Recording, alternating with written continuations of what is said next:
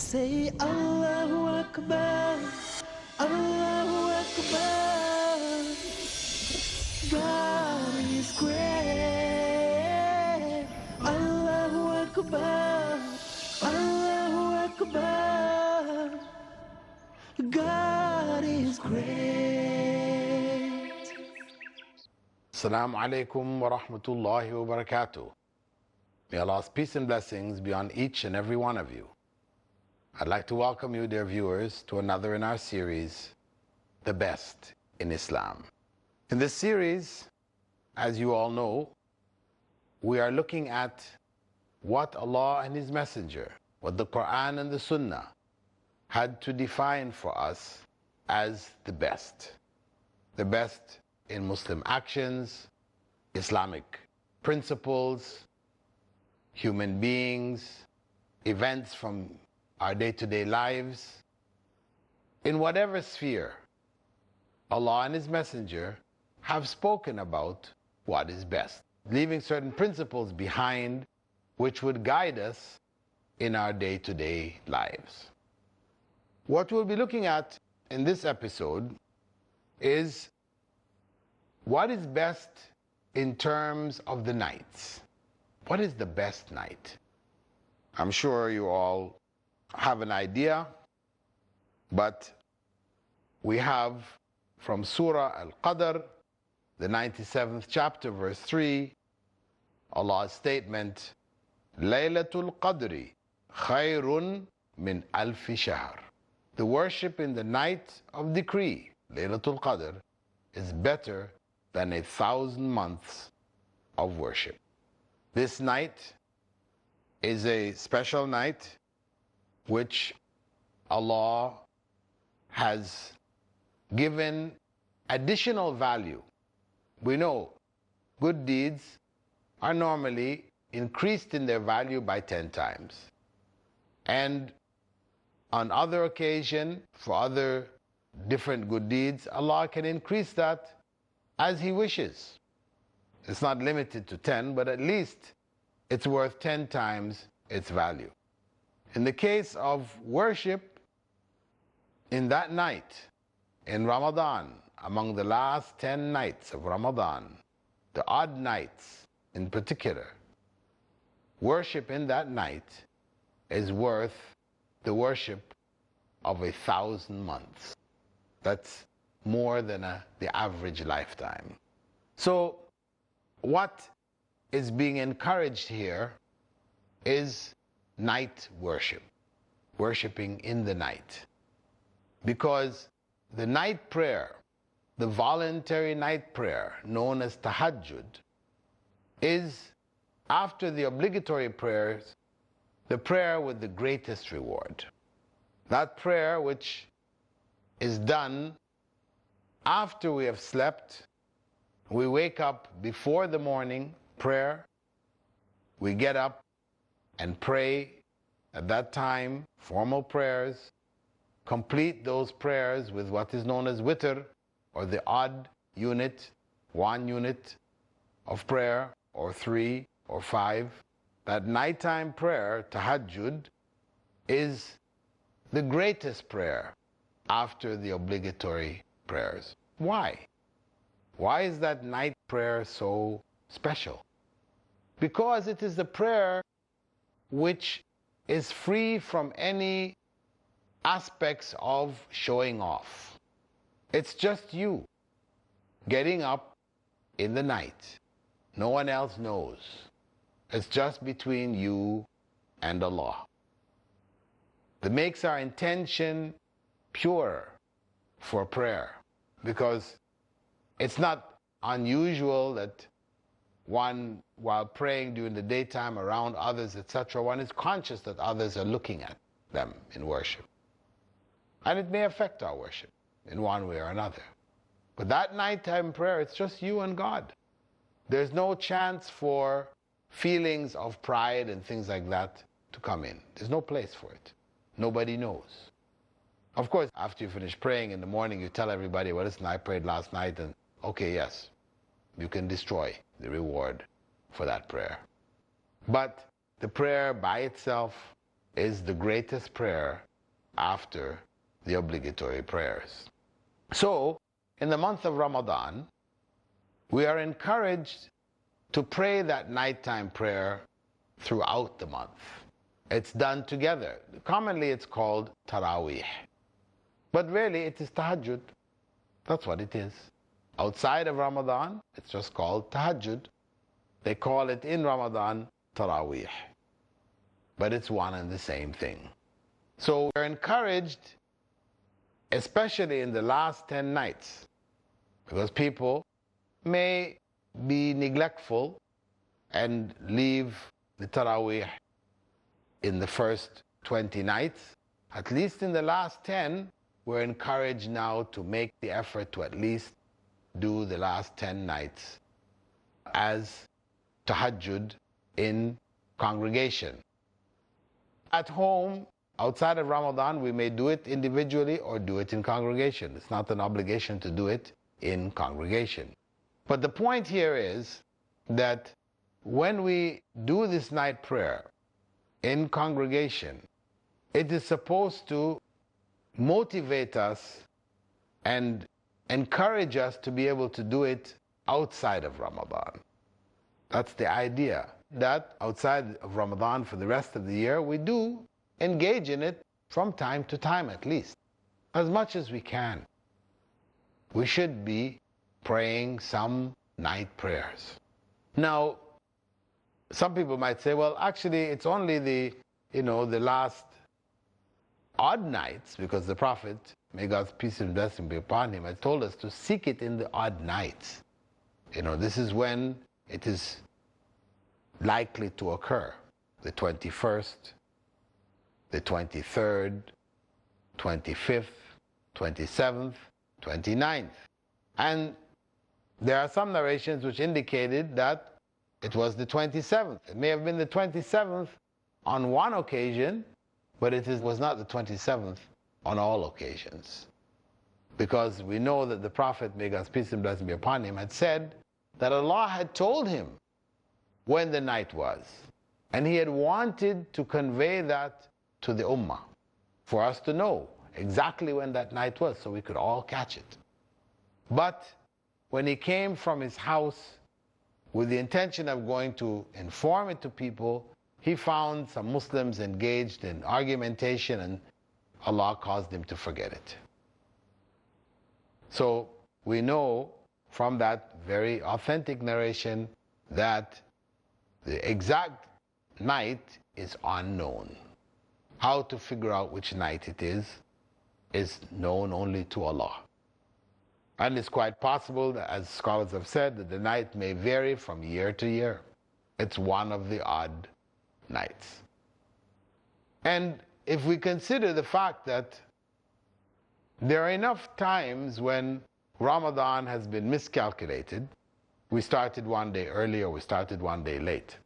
And if we start one day early or one day late, then the 21st will become the 20th, or it will become the 22nd. It will not be an odd night anymore.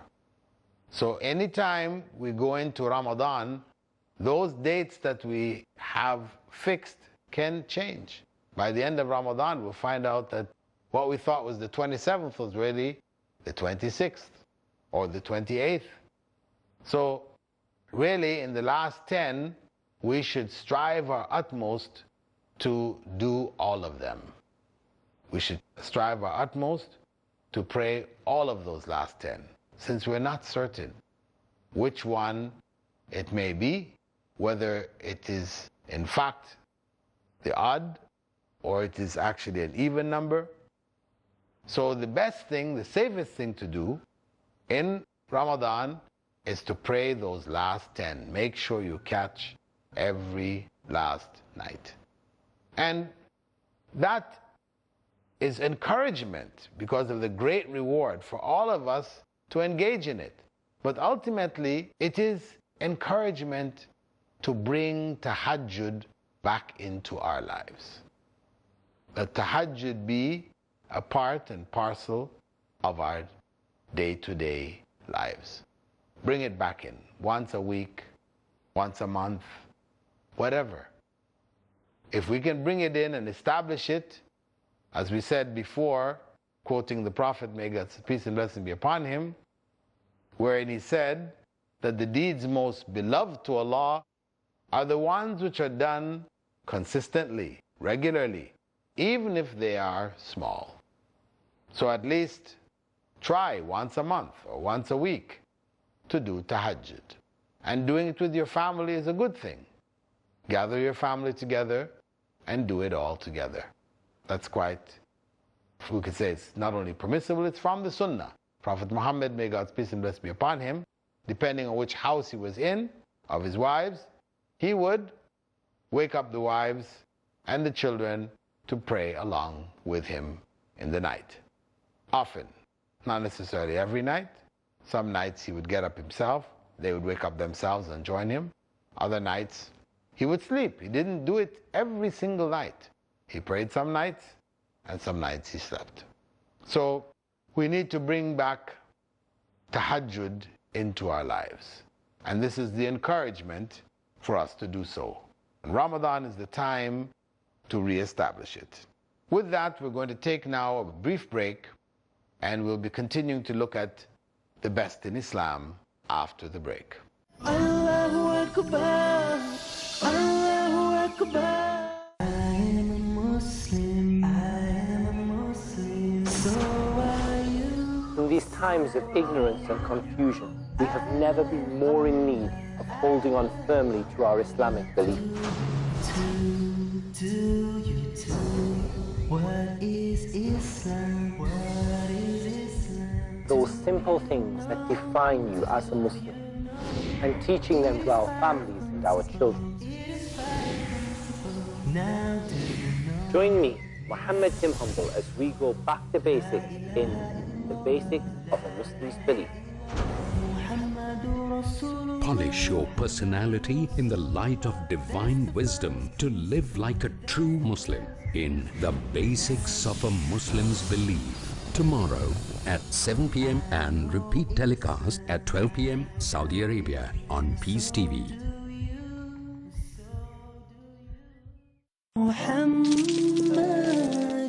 Pearls of Prophet Muhammad, peace be upon him.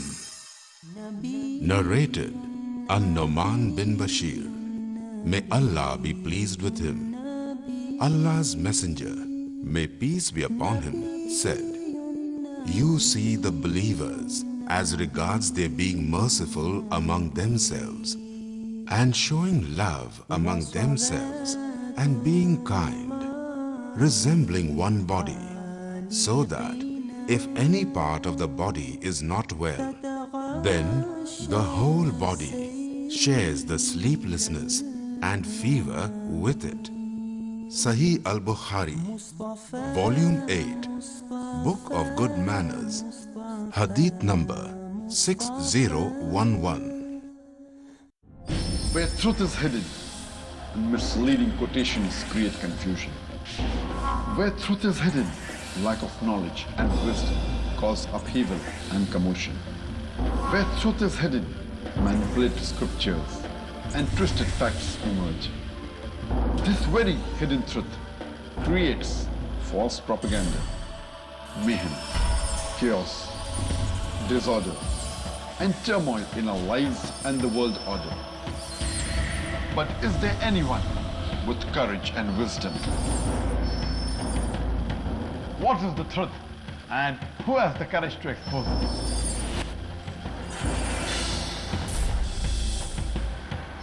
Because it's your right to know the truth. Watch truth prevail and lies perish in Truth Exposed by Dr. Zakir Naik, next on Peace TV.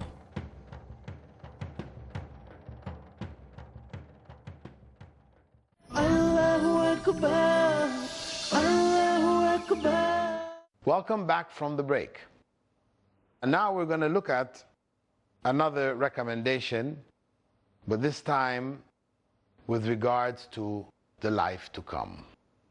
We find a number of verses in the Quran in which Allah reminds us that that life to come in paradise is far better than this. For example, in Surah Furqan, verse 24, we find Allah subhanahu wa ta'ala saying there, Ashabul Jannah, yawma idhin khayrun mustaqarran wa ahsanu maqila.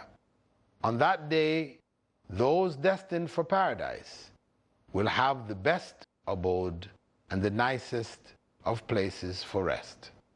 We also find in Surah Al-A'raf, verse 169, وَالدَّارُ الْآخِرَةُ خَيْرٌ لِلَّذِينَ يَتَّقُونَ أَفَلَا تَعْقِلُونَ.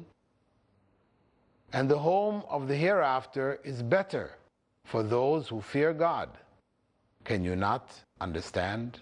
These verses, and there are many others like them, remind us that everything that we consider wonderful, pleasing, pleasurable, that we strive for in this life, has an equivalent in the life to come which is far greater, far better, which outshines anything in this life, in fact. So we need to keep that as our focus, our goal, the pleasure of the life to come as opposed to the pleasures of this life. Of course, it's not easy because the pleasures of this life we experience and we become addicted to them and we love them. Whereas the pleasures of the life to come are spoken about. They're written in the Quran. We hear them recited. But what they are really, we have no idea. Because the Prophet, may God's peace and blessing be upon him, has said that in paradise, the contents of paradise, no eye has ever seen, no ear has ever heard, nor has it ever crossed the mind of anyone. It is so different, so much greater. It is something unimaginable. So for us to be tied to that or focused on that which we have never perceived is not easy. The best that we can do is to try to do the right thing with regards to what Allah has commanded us. That whatever He has commanded us will eventually give us that reward. So our focus should be on the pleasure of God. To try to do whatever we're doing in a way which is pleasing to Allah. If it is pleasing to Allah, then we will attain the best in the life to come. One thing that is sure is that we will not live forever. This life is going to come to an end. That we can be absolutely certain of. The issue is, where do we want to be when it comes to an end? If we want to be in a better state, then obviously there are things that we have to do in this life. And that's just common sense. We have to do the right thing. We have to avoid evil and command the good, strive for what is better, if we are to achieve what is in fact better in the life to come. So these verses are reminders for us as we get distracted and caught up in the day-to-day life and the day-to-day pleasures, worries, etc. Our minds become so entangled in the things of this life that we lose sight of the ultimate goal of this life. So these verses are reminders to us to keep focused on the goal of this life. Moving on after paradise, we looked at things concerning paradise. We're now going to look at something concerning parents. And we find a narration in Sahih al-Bukhari from Anas and Ibn Mas'ud, in which they quoted the Prophet ﷺ as saying, أفضل الأعمال الصلاة لوقتها وبر الوالدين. The best of